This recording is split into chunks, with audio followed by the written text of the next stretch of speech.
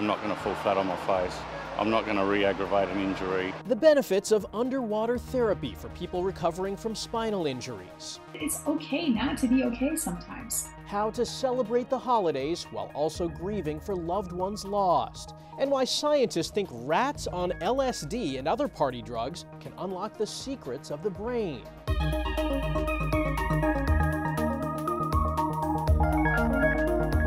Welcome to Ardent Health, where we focus on stories that affect your physical and mental well-being. I'm Michael George.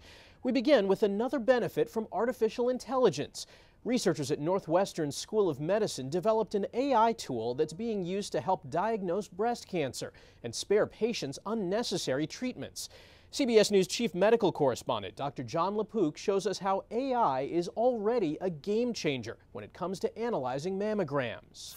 Tahila Harris was only 32 when her mother died of breast cancer. My mom was very concerned about my level of risk.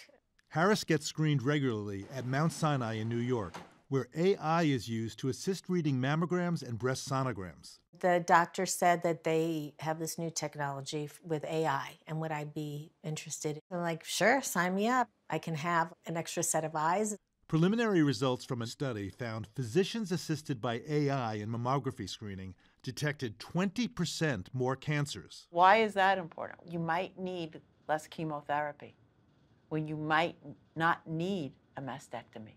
Dr. Lori Margulies is the director of breast imaging at Mount Sinai.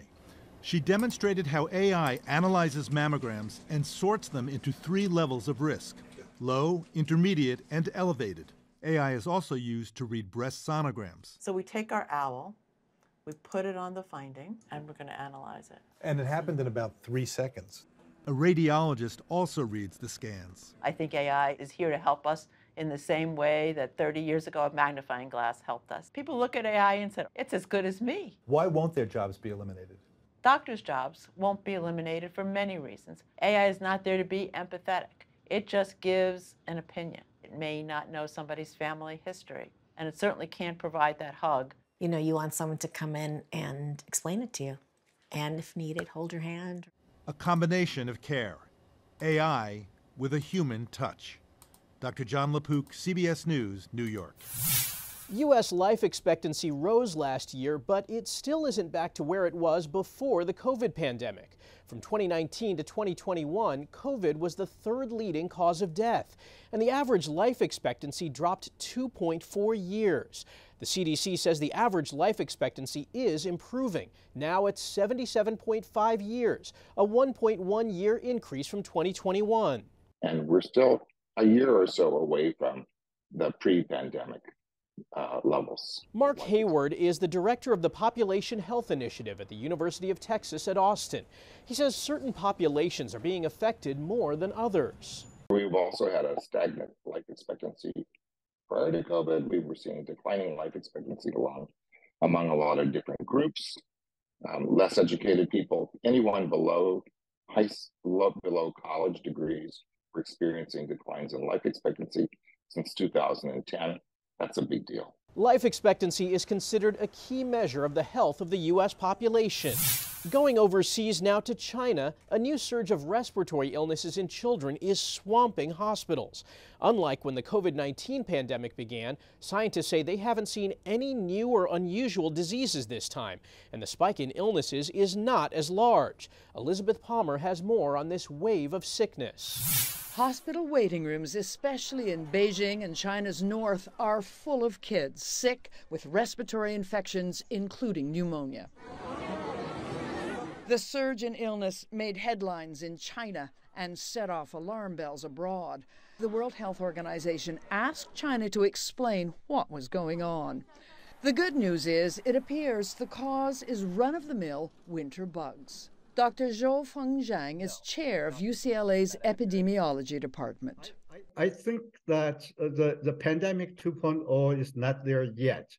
That first pandemic, COVID-19, which eventually killed millions of people, started in Wuhan, China, and Chinese authorities tried to cover it up.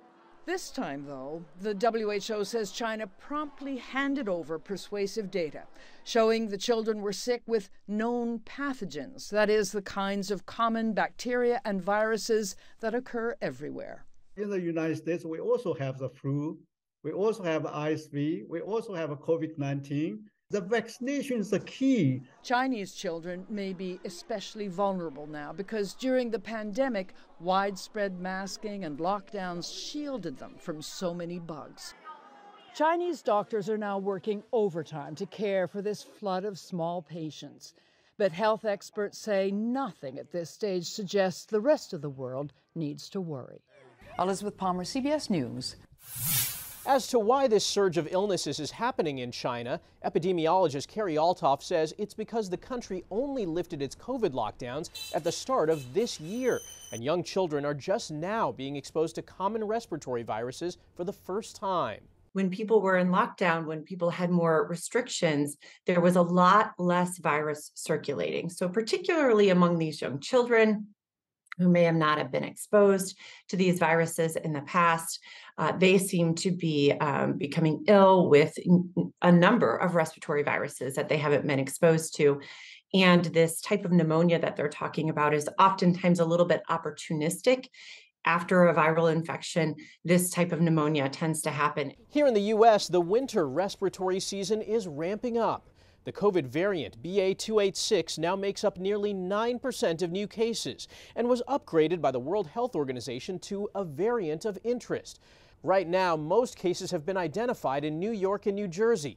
Meanwhile, flu cases are up 4.9% from the week prior. We still have a lot of people who are at very high risk for severe illness. So those are the people we need to be focused on right now and ensuring that we as a population are doing all we can to help protect those individuals, including some of our most loved and valued members of our communities and our families, our older adults. Health experts say the current COVID-19 vaccines are effective against the current variants. The holidays are a time for family, friends, and festivity, but it's also normal to be reminded of those no longer with us and to grieve for their absence. When we have holidays, we expect we're going to have our family members with us and our friends, and that's a time of celebration. And even if the loss has been 6 days, 6 weeks, 6 months, 6 years, it's still going to come up because that person's not at a place at the table. Dr. Pamela Malone is a clinical director at the Austin Center for Grief and Loss. She says it's normal to get caught up in the sadness, but don't let it take away from the present. And it's okay to have moments of joy during grief. Again, we can hold both of those things at the same time. For people grieving especially hard, Dr. Malone recommends sharing memories with others, sticking to a routine, and saying no to attending some events. A ceasefire allowed critical aid and supplies to enter Gaza, but the health system there has been devastated since Israel and Hamas began fighting. The World Health Organization says disease could end up killing more people than the violence if the health system is not restored. So those chronic conditions will become acute conditions, and those acute conditions will kill them. So eventually we will see more people dying from disease than we're even seeing from the bombardment if we are not able to put back this health system and provide the basics of life, food, water, medicines, and of course fuel to operate the hospitals. Health officials say overcrowding at shelters has increased communicable diseases such as diarrhea, respiratory infections, and hygiene-related conditions like lice. The situation there was desperate. I was in Gaza City on Sunday. You can see the gaunt look in people's faces when there was a delivery of water. People would drink the water at the moment it was given to them. UNICEF's James Elder saw girls waiting up to 3 hours just to use the bathroom. I expected the worst in coming, and I was surprised that it was even worse than I'd imagined. Hospitals for children, hospitals full stop, are war zones. I see children with horrendous wounds of war in car parks, on makeshift mattresses, in gardens, everywhere. Doctors having to make horrendous decisions on who they prioritize. The UN says more than 1.8 million people have been displaced in Gaza. A recent cyber attack on a healthcare chain affected hospitals and patients from New Mexico to New Jersey. Ardent Health Services said it first became aware of a ransomware attack on Thanksgiving, and its technology team proactively took its network offline. It's affected 30 hospitals and more than 200 healthcare sites across 6 states. They informed me that my procedure for tomorrow had been canceled. J.D. Blumar has had annual cancer checks since he was diagnosed in 2008. But the cyber attack turned his routine visit in Topeka, Kansas into a scheduling headache. I asked, okay, well, when will we be rescheduled? And she says, when the network returns. Blast radius almost. Dr. Christian Demeff is a hacker turned emergency physician. In 2021, he saw firsthand how a ransomware attack impacted his San Diego hospital after a hack crippled a nearby facility. We saw 3 times the number of ambulances one day than we ever had before. Life-threatening, time-sensitive medical conditions like stroke, trauma, heart attacks, all of these minutes truly matter. And when these systems are down, we can't do our job effectively. According to the Institute for Security and Technology, at least 299 hospitals suffered ransomware attacks this year. New Zealand's Prime Minister is preparing to roll back the country's historic smoking ban before it even goes into effect next year. The law would have lowered the amount of nicotine in cigarettes and made it illegal for anyone born after 2008 from ever buying them. Prime Minister Christopher Luxon says it would have created a black market, and he needs the legal sales to help pay for tax cuts. We've seen smoking rates come down across multiple generations of government. We expect that to continue. We'll have strong education campaigns. Smoking is the leading cause of preventable deaths worldwide, and shocked health experts say the law was going to save thousands of lives in New Zealand. So it feels a tremendous cost to be in power to give up that bill, because it's just going to prolong the death and the disease that's been caused by smoked tobacco. Luxon still needs the new parliament to repeal the law, but his party has a majority. The law inspired other nations like the United Kingdom to implement similar smoking bans. Coming up, Zoom fatigue. What is it and how to prevent it? And how important it is for emergency rooms to train for pediatric care.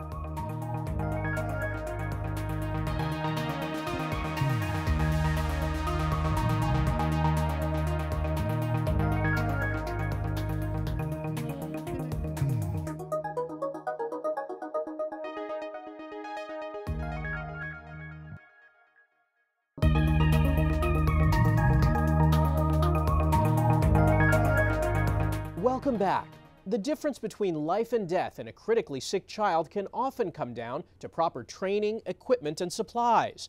Janet Shamlian shows us what emergency rooms across the country are doing to save their youngest patients. He got really tired and he stopped breathing and I couldn't wake him up. It's every parent's fear, their child's life in danger. Any medications in your purse, Mom? In this case, it's a simulated emergency. What kind of things could we work on or do better? Part of new pediatric training at Grand River Health, a hospital in Rifle, Colorado. What is the motivation for this hospital or any others to do this? I think the statistics speak for themselves. A 40% reduction in morbidity mortality for kids in ERs that are pediatric ready is huge. Critically ill children are almost 4 times more likely to die in hospital emergency rooms with the lowest pediatric readiness scores, according to a study published in the journal Pediatrics. In most states, readiness programs are voluntary. A hospital trade group has come out and said it is not fair to expect every hospital in the country to have expertise in specialized pediatric care. What would you say to them?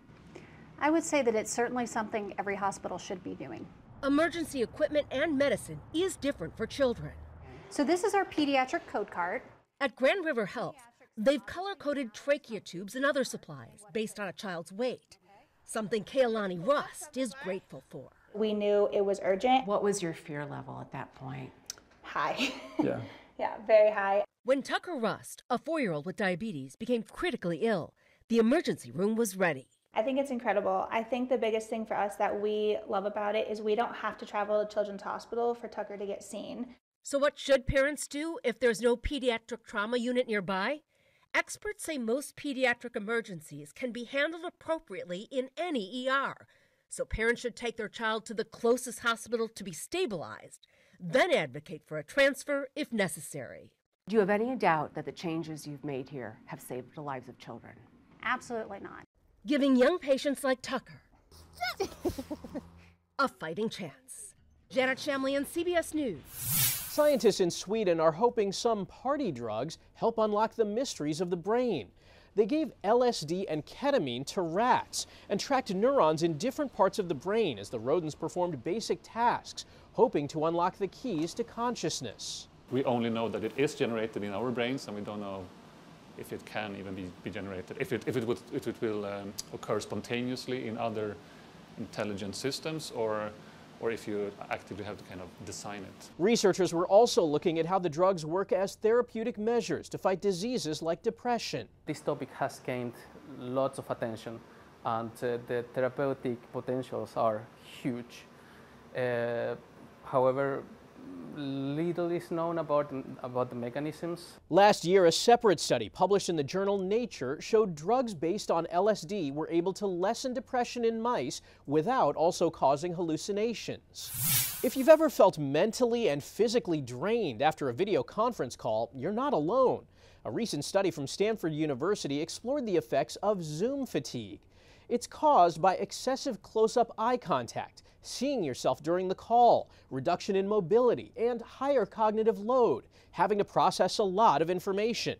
Symptoms include mental exhaustion, irritability, and difficulty concentrating. That fatigue you get after you've been on a Zoom call after another Zoom call after another Zoom call. Dr. Arjun Venkatesh is the chair of emergency medicine at Yale. He says there's ways to mitigate the fatigue. Stacking those meetings back to back so that there's no break, no chance for the brain to recharge, the heart to relax again, probably makes these kinds of symptoms worse. And so making those smart choices within a workday can, I think, really help people maybe mitigate or prevent some of these. One drawback to the study, it focused only on college students who were watching a lecture. The American Academy of Pediatrics says anytime you must raise your voice to speak with someone an arm's length away, that's considered too loud of an environment for both adults and children. The organization is sounding the alarm on excessive noise kids and teens are exposed to. Nick Calloway speaks with the lead author about the worst culprits. The world is a loud place. We are constantly exposed to excessive noise levels. Some of it is unavoidable. Others, not so much. Most parents have given in at some point to those devices. It's hard to get these things away from them. My daughter has earbuds in her ears at all times, unless she's lost them. Experts say those earbuds are usually too loud. A new study from the American Academy of Pediatrics shows that many kids are exposed to potentially harmful noise from infancy, and the effects can last a lifetime. Once hearing is lost, that is generally permanent. Dr. Sophie Balk is a pediatrician at the Children's Hospital at Montefiore and the lead author of the new study on noise. It could be immediately after like a loud blast, like an explosion, but more likely it's due to repeated exposures over time to less loud noises, but noises that are still too loud. Like those headphones. The study also noted concerns about infants' exposure to sleep machines or sound machines. If you are going to use a sleep machine, set it at the lowest volume possible, for the shortest time possible, and set it as far away from the baby as possible. In addition to turning down the volume, experts say it's a good idea for kids and teens to take listening breaks and use earbuds with caution. Nick Calloway, CBS News, Montclair, New Jersey. After the break, a study down under aims to help people with spinal injuries and the therapy that has people with Parkinson's feeling like they can fly.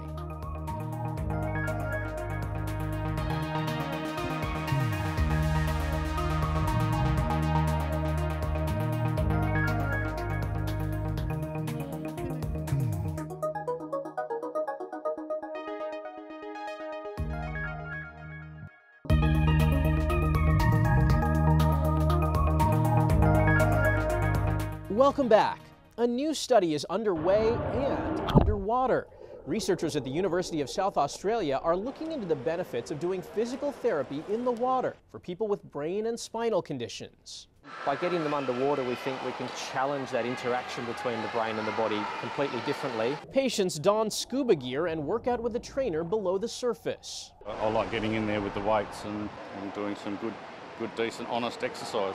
Damian Jameson was injured in 2009 and has had 5 surgeries on his back. He wishes he started this therapy years ago. Feeling better, more energy, eating better, sleeping better. If I fall over in the water, I'm not going to fall flat on my face. I'm not going to re-aggravate an injury. The results of the study are expected in 2 to 3 years. The American Red Cross is hoping you'll make giving blood a holiday habit. The nonprofit humanitarian organization says it needs thousands more donations per week to stave off what it calls an often invisible emergency. Skylar Henry has more on the Red Cross's donation push, which comes just 2 months after the nonprofit declared a national blood shortage. All right.